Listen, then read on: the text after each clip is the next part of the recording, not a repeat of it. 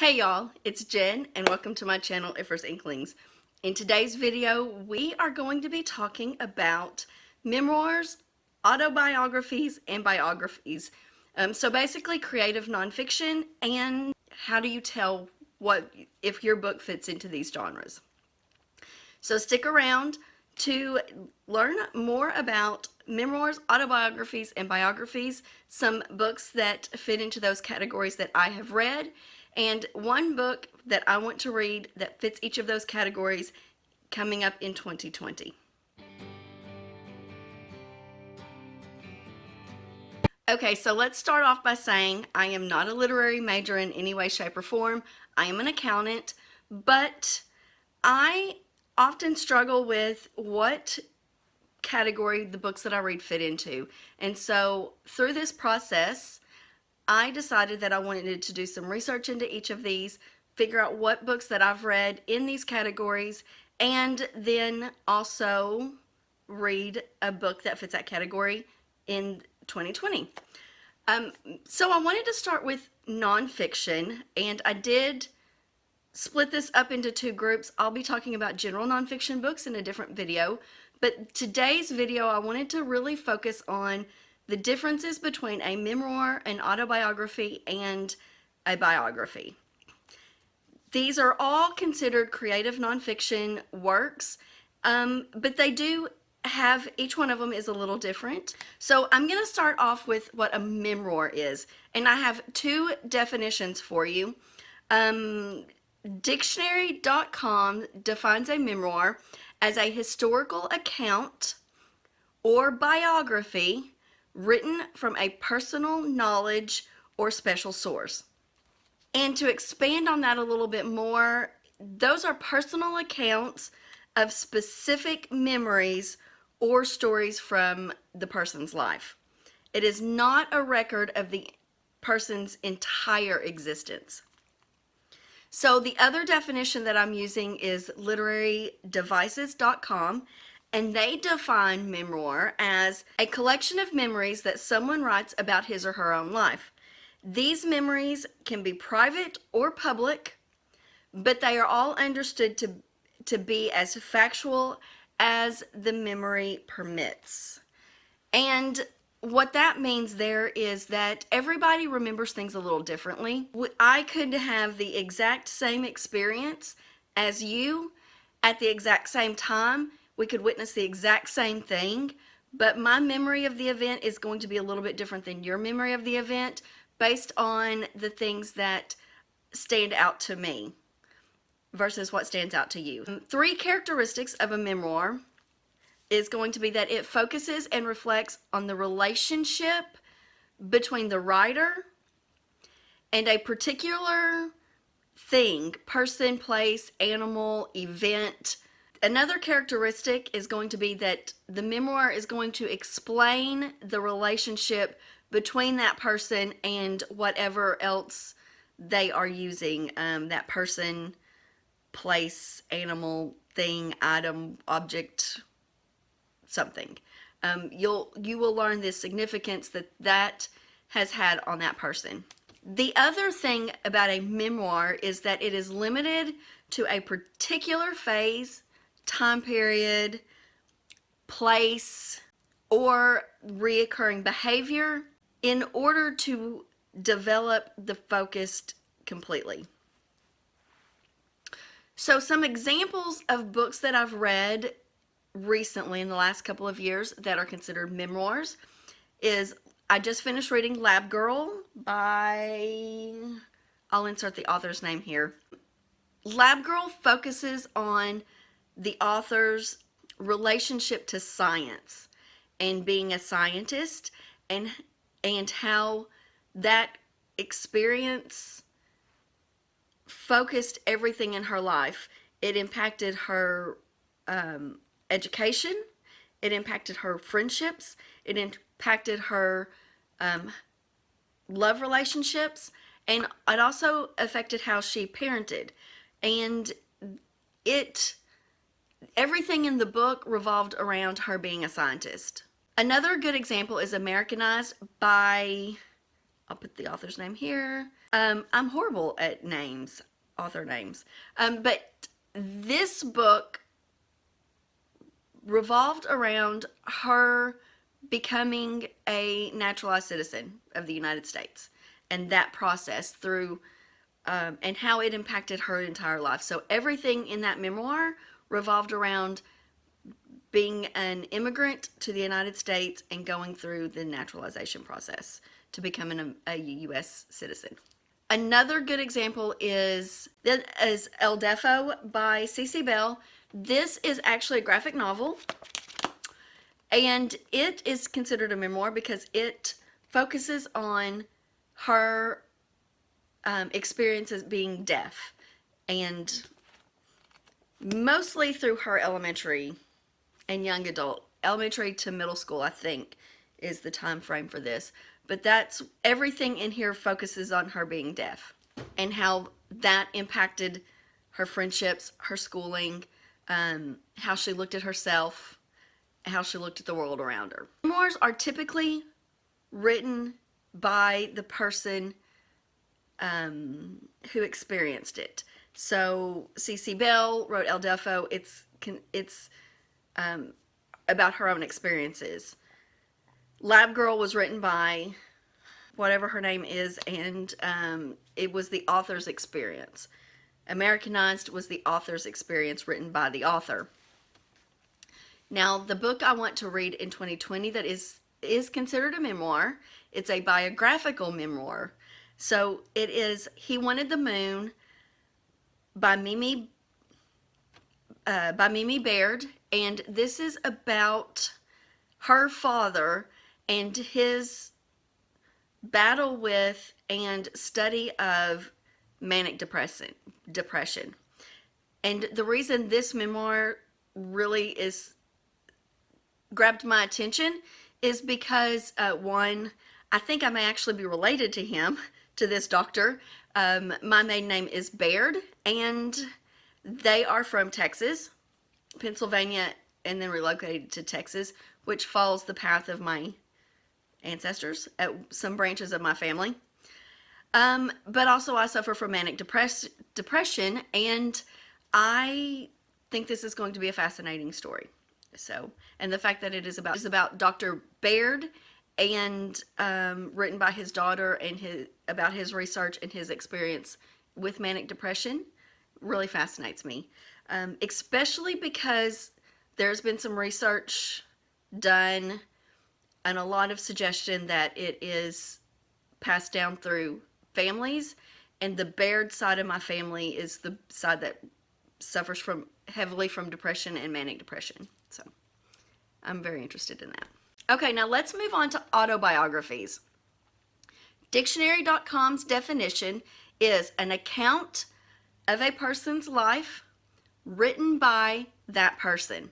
And then they expand it on that to say that it usually focuses on major life events that made an impact on the person's personality and who the person has become. Those life events could be public or it could be private. Now, literarydevices.com gives a little bit of a different definition. It says it is a type of biography which tells the life story of its author, a written record of the author's life, which can be written in the form of a fictional tale, as novels closely mirror events from the author's life. And it gives some examples of that, and we're going to talk about one of them. One of those books that I've read. Now, 3 characteristics of autobiographies that are very important is that they are usually told chronologically. It does span the entire person's life, and it's usually some kind of self-evaluation, and it tries to establish a cause and effect relationship between the events of the person's life and the impact those events have had on their personality and the decisions that they have made throughout their lifespan. Well, I only have 2 examples of books that I've read that were autobiographical. Ham and Rye by Charles Bukowski. That one focuses on his early life, and it is a fictionalized tale of his life. names have been changed, including his own, and it's told more like a story. It's more fictionalized, but it is still considered an autobiography.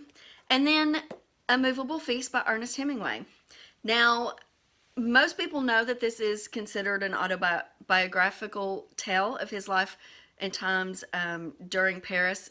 It may actually fall a little bit into the memoir section because this really does only deal with those a time in his life where it was more consolidated to Paris. But a lot of people consider it an autobiography. It is fictionalized. He states in here that it is based on his memories, and his memories may be a little bit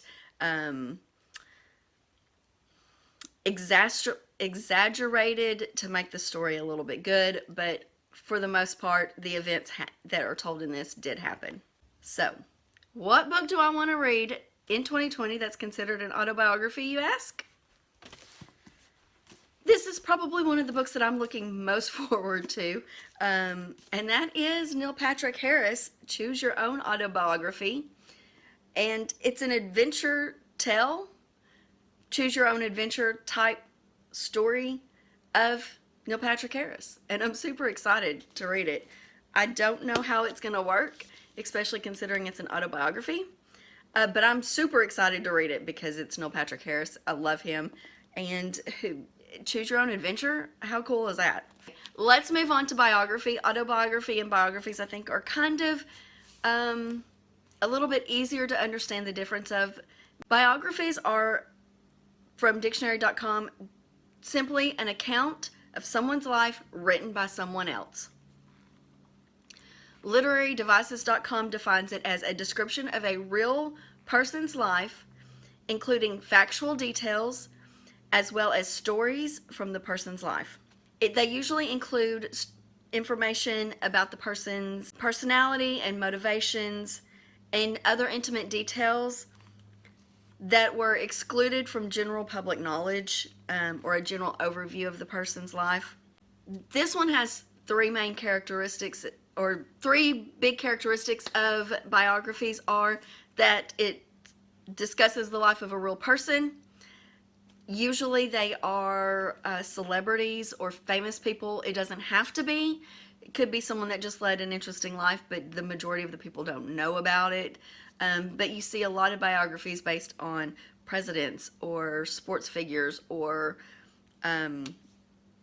political figures, celebrities, actors, actresses. Those are the types of biographies that you see most often.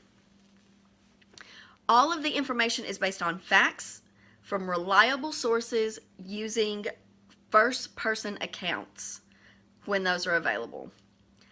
And biographies usually cover from birth till death of a person's life, and it's usually chronological. So, what are some biographies that I have read? I recently read When Pride Still Mattered, The Life of Vincent Lombardi by David Marinis. And this tells the life of Vincent Lombardi from the day he was born till the day he died, and everything in between. It really focuses on his sports life, but really that's because that was his entire life. He was married, he had children, but he was sports and religion was what Vince Lombardi was, football particularly. And that's what this book was about, Vince Lombardi's biography. And I really did enjoy it. I'm a huge Vince Lombardi fan though, so it is no wonder that I enjoyed When Pride Still Mattered. Another one that I read a few years ago was Into the Wild. And this book tells the story of a guy named Christopher Johnson McCandless. And this guy sold all of his possessions, left college, and went to live in the wilderness of Alaska. And it kind of, he was found dead in Alaska. He died from the elements. You know, he wasn't prepared to live in the wilderness of Alaska because it gets cold, and you can't live in a van in the wilderness of Alaska and not be prepared for that. Food, is scarce. Water is scarce. So he ultimately succumbed to the elements, but this was his journey from the last known person to his death, and kind of where he went along the way and what made the decision, trying to figure out his decision to try roughing it in the Alaskan wilderness. Ultimately how he came to that decision. And it's pieced together through accounts from people that met him along the way and his journals that he kept. So what biography do I want to read in 2020? This is going to be such a hard biography to read, but that is Robin by Dave Itzkoff, and this is about Robin Williams. Robin Williams was one of my favorite actors. I love every movie he's ever been in that I've seen. Just his whole personality, kind of what he stood for. I just love Robin Williams. But I know that he had demons that he was battling with himself, and that depression was a major issue for him, and drug and alcohol abuse, and all of that. And it's going to be hard to read. But I will be reading this in 2020. Okay, so just to recap here, memoirs are specific memories surrounding a particular event, person, animal, object, job, something particular that everything around the events in the book kind of relate to. It is limited in scope. Memoirs are not a lifetime event. Usually it's limited in scope to just those key things. An autobiography talks about all the important dates and events in a person's life. It is written by the author themselves, and it deals with personal growth, careers, emotions, family life, relationships, sexualities, and travel, inner struggles over their lifetime. Kind of what events made them to be the people they are. Autobiographies are broader in scope, time-wise, because it usually covers life to the current time period in the person's life. And it's usually more factual than emotional. It's kind of a reflection on their life without all the emotion. Usually memoirs tend to be a little bit more emotional because they're talking about specific things, where autobiographies are broader in scope. And the biographies are also broad in scope. The stories of events and circumstances of a person's life over their lifetime from birth to death, written by somebody else. Again, it's all factual, but they're usually more formal, even than autobiographies or memoirs, because they are talking about somebody else through that, and it's stuff that they found out through diligent research and first-person accounts or letters, things like that. Now, memoirs and autobiographies are almost always written in first person because it is the person telling the story, talking about themselves. Biographies are always third person because they're not themselves. It can't be written any other way. So those are some key differences. The similarities between the two. Memoirs and autobiographies are, all three of them deal with events in people's lives. So that's how they're kind of similar, but what they deal with and who is doing the writing is how you differentiate between a memoir, an autobiography, or a biography. So I hope you've enjoyed this discussion and learned a little bit. I know that it was very helpful to me to do this research and figure out kind of the differences and the similarities. And I hope that you learned about some other books to read that fit these categories, and hopefully you will follow along with me when I talk about the books that I am reading in 2020 that also fit these categories. So in the comments below, let me know if it's helpful to you, what other genres you would like me to tackle, and if you've read any of the books that I talked about, or what is your favorite memoir, your favorite autobiography, or your favorite biography that you have read, or if there are any of the books that fit into one of the three or all of the three categories that you'll be reading in 2020. Let me know. Let's talk about these in the comments. And if you've enjoyed this, be sure and give me a thumbs up. It really helps me out a lot to know that you enjoyed this video and this discussion and this topic. If you didn't, feel free to give me a thumbs down over there. Whatever floats your boat. And but while you're down there, hit the big red subscribe button so that you will know when I post the next video in this series and any other videos that I may post on my channel here. You can keep up with me that way. And if you know someone that would enjoy learning the differences between these three types of nonfiction works, then be sure and share this. Tell your friends about it. Have them come over and join the discussion here about this type of nonfiction. And until next month when we have a new genre to break down, I will talk to you later. Bye.